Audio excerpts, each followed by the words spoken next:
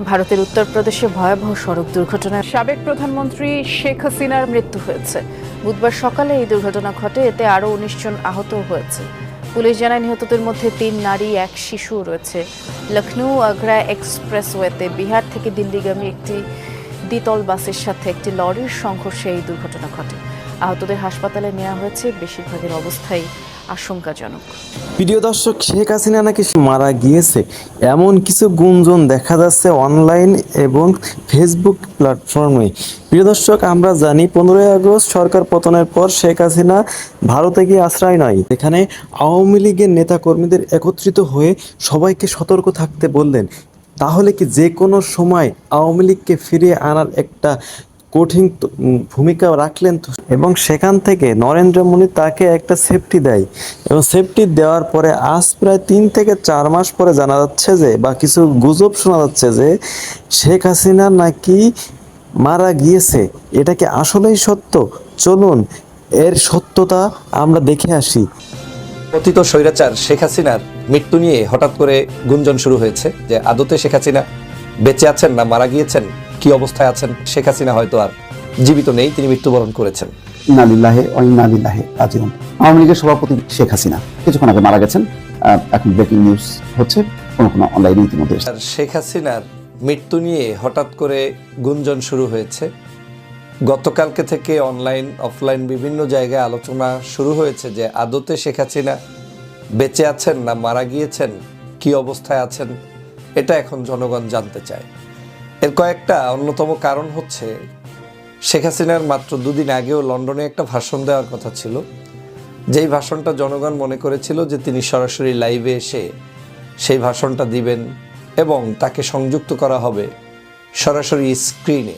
কিন্তু তার একটি অডিওর মাধ্যমেই সেখানের সমাবেশকে সমাপ্ত করতে হয়েছে এবং অডিওটা তিনি কোথায় বসে দিয়েছেন, কিভাবে দিয়েছেন, আদৌ অডিওটা সত্য কিনা, এটা নিয়ে এখন লন্ডনের আওয়ামী লীগের নেতাকর্মীরা বেশ হতাশ।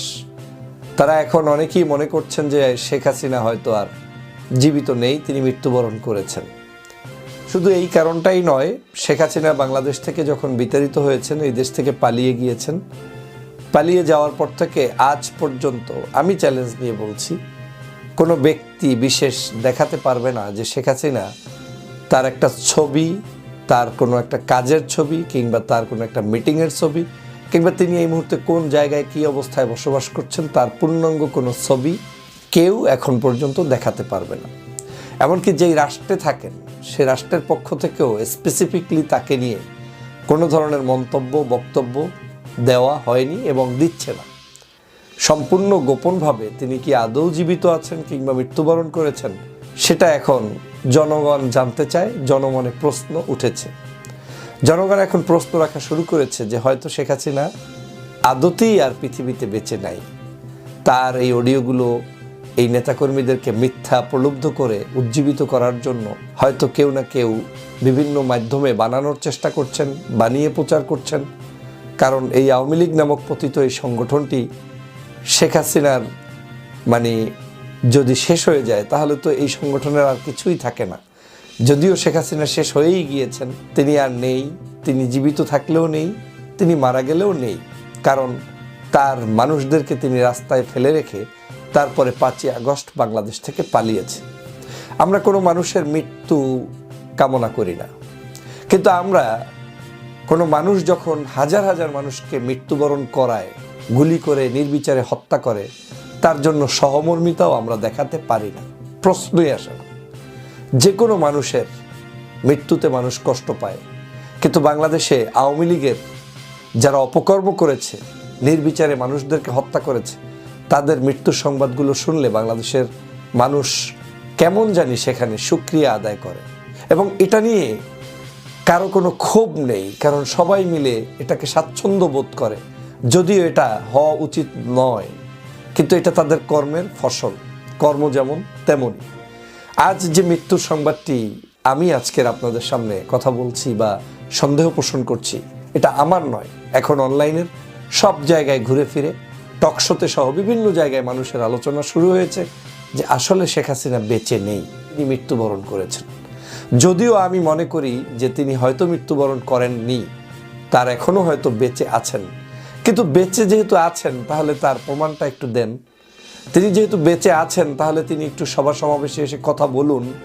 তিনি যেহেতু বেঁচে আছেন, আবার নিজেরাই পোস্টারে দাবি করছেন যে আপনি বাংলাদেশের প্রধানমন্ত্রী, তাহলে আপনি একটু বাংলাদেশে এসে প্রধানমন্ত্রিত্ব করুন।